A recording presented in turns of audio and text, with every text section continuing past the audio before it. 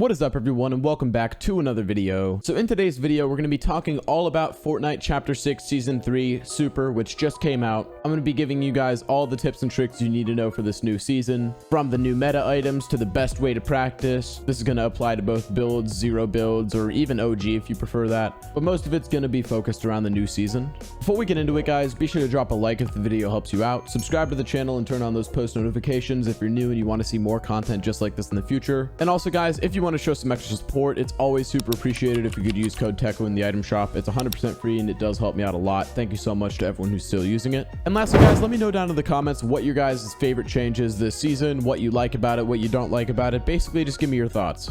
And with that said, guys, and without further ado, let's get straight into today's video. So getting into my first tip for this video, and it's obviously going to be to practice with the new items. With this season, a ton of crazy stuff came out. You got the crypto bone, the base boost or bass boost gloves. I don't know what it's called. Rather, I don't know how to pronounce it. And a ton of other items like that are meta defining and they're super strong. And if you can get good with this stuff, you're going to be an absolute demon. There's a couple of specific items I want to go over in this section, and there are more than this that came out, but these are kind of the big ones that I want to talk about. The first one of those is the crypto bone. The crypto bone is basically a bone that spawns a dog. It's kind of weird, but what it does is it breaks all of the builds above it that are on the same tile, so you can kind of think of it like a junk rift. In builds, it can basically destroy all of your opponent's structures, but keep in mind it's only going to be on the tile that it lands on. In zero build, you can clear cover for open fights or try to expose somebody. This is kind of one of those things that you can carry around, and it is pretty broken, honestly. And they do stack up pretty high in your loadout, so you can carry a lot of them, and you can basically just ruin somebody's day with it. As well as that, you got the base boost or bass boost gloves. I think it's the base boost. For some reason, I just keep having trouble pronouncing this. There's a couple of different things you can do with this. One thing you can do is simply a high jump. You can also do the base blast for rotation, kind of like a shockwave. All you got to do for that to rotate is pretty much, it works similar to a shockwave. All you got to do is look behind you and right click or whatever the console or controller equivalent is. And there's also a shockwave attack if you do not jump. So basically, if you're using it to rotate, you jump and look behind you. Whereas if you're just trying to use the shockwave attack, you just sit there and click the button. You don't have to jump or anything. What that's going to do is it's basically going to destroy every build in its path. It is absolutely broken. In builds, you can use it to phase into people's boxes. You can even use it when you're third partying and you want to destroy some people's builds and kind of ruin their fight a little bit more, maybe expose them to some shots. Or in zero build, you can use the high jump to reposition, get a better angle, anything like that. Then you've got the tracking visor, which is pretty much just wall hacks. You can pretty much just mark your opponents all around you. It's really strong for predicting moves in both modes, and you can literally see everything your opponent is doing. Once again, it's literally just wall hacks. It's absolutely stupid. I think they're gonna end up having to nerf this a little bit, but for now it is really cool. And then as well as that, you've got the Spire rifle. The Spire rifle is one of my favorites because of just how versatile it is. It's kind of like a heavy AR style weapon. You've got regular rarities and you've got a mythic rarity. It's got huge structure damage, like it will absolutely rip through builds. It's got a clip size of 50, which means you can spam it forever. It's got faster hip fire, so basically if you don't aim down sight, you're going to shoot a lot faster, so it could also operate sort of as an SMG, but it is mostly focused on long range. It is slow to pull out, so you want to pair it with something faster. Maybe if you switch from your shotgun to that or something like that, or you carry the Spire plus a shotgun plus some form of SMG. In builds, you can absolutely shred builds with it. In zero builds, you can basically pressure people from a distance and hit them for high damage.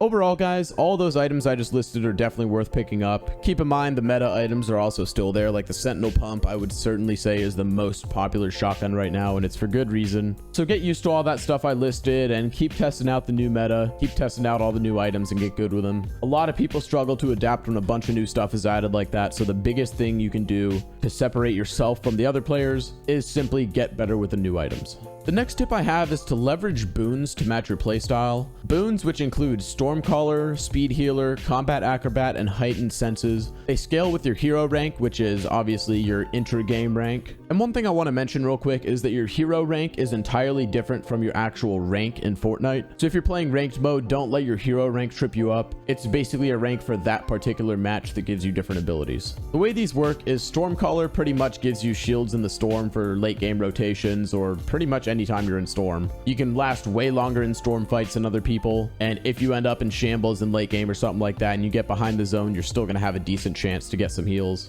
Speed healer is also, you can sprint while healing. Slap effect is at S rank, so you get the slap effect when you get maxed out. It's great for aggressive players in pretty much any mode. Obviously, that's kind of going to be more the W key one. Combat acrobat pretty much is reloads via parkour or mantling. So you can mantle and it literally reloads for you. It's pretty cool. It's kind of weird to me. It's not the most overpowered thing, but I can definitely see how it'll be useful. And then heightened senses is another really good one, which is also kind of wall hacks. It's pretty much just going to mark anybody who hits you. So if you get shot, you're going to see them. Overall, guys, you can coordinate what you want to choose with your squad or your duo or trio. So if you guys do have different hero ranks or something like that, then that'll make it a lot easier. You can basically get the benefits of all 4 of these. Getting into our next tip, and this one is going to be optimize your landing spots. So obviously we all know that there's new POIs. You got Supernova Academy, which is like the hero hub, and then you got Utopia City, which is almost like a Neo Tilted kind of vibe, and Demon's Domain, which has the mythic boss loot.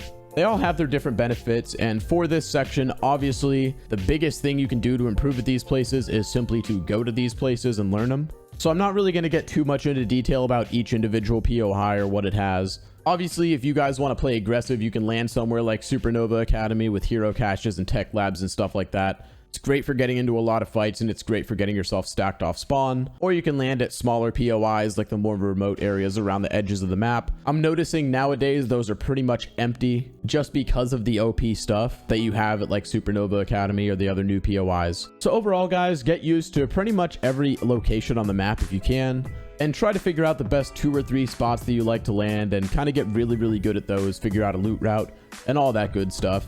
I'm sure you guys understand the concept by now, so I'm not going to keep on yapping about it. Getting into our next tip, and this one is going to be obviously to leverage creative maps to improve your aim and mechanics. Now, I'm going to be pretty quick about this because, once again, we all know about creative maps, but it is a very important thing to mention. A lot of people get caught up in learning the new meta, and they kind of neglect to actually practice their fundamentals. Once again, you always got to keep on top of your mechanics, keep on top of that aim, piece control, and 1v1 ability. So I'm going to give you guys 3 maps real quick that you can use. The first one's going to be Raider's Aim Trainer. If you guys have watched my channel for any amount of time, then you've definitely seen this map before. It features flick shots, tracking, edit aim scenarios, piece control type scenarios, and it has moving targets to simulate real fights. Raider's Aim Trainer is a classic, and it's never going to not be a classic, so I'll go ahead and put the code up on screen right now. Getting into our next map, and this is going to be Tito's Piece Control Practice Map. It features a bunch of piece control drills, cones, ramps, wall edits, and stuff like that. It's pretty much just an all-around mechanics map with pretty much everything you need. This is a great one to just grind out as part of your warm-up, or pretty much whenever you're trying to improve some of your mechanical abilities. So I'll go ahead and put the code up to this one on screen too. And then lastly, I want to get into one more map that's a good realistic 1v1 map, and that's going to be Panville's Realistic 1v1. Basically, same thing as before. It's got reasonably updated loot, so it's got a lot of the newer stuff. And pretty much you can queue in randomly and just find a random player to go against, or you can queue in with a friend in a private lobby and just 1v1 against them. Obviously, I always recommend that you go against someone who's really good, because that's going to force you to actually adapt and basically be able to beat somebody that's good. Pretty much, it's a great way to get good at fighting. It's a great way to keep your mechanics up. So another good way to practice. I'll go ahead and put the code up to that on screen now. And getting into our last tip for today's video, guys, and this one is going to be simply to VOD review and learn from pros. Obviously, guys, it's always possible, and most of us probably do this. We die in game, we get mad, and we jump right back in. But the best way to actually learn from your mistakes, especially in a new meta like this that has so much complicated stuff, the best way to do it is going to be to actually VOD review and look back at our games and see what we did right and wrong. Because by actually taking the time to reflect, you're going to be able to see how you can actually improve, instead of just playing a lot and hoping that you naturally get better. So what I'm saying here is simply to use replay mode to analyze your games. You want to focus on your deaths, but also look throughout the game and see what you might have done right and wrong, what caused you to win fights, what caused you to lose fights. You can also take note of patterns that happen, like over peaking or poor aim, or even something as simple as choosing a bad loadout. Basically, this just allows you to look back at your games and get a really good reflection on what went right and wrong. What I recommend you do is every session choose 2 or 3 different games. The best games to use this for are typically going to be games where you had a decent game, maybe you survived till mid-game or end-game, but you ended up dying.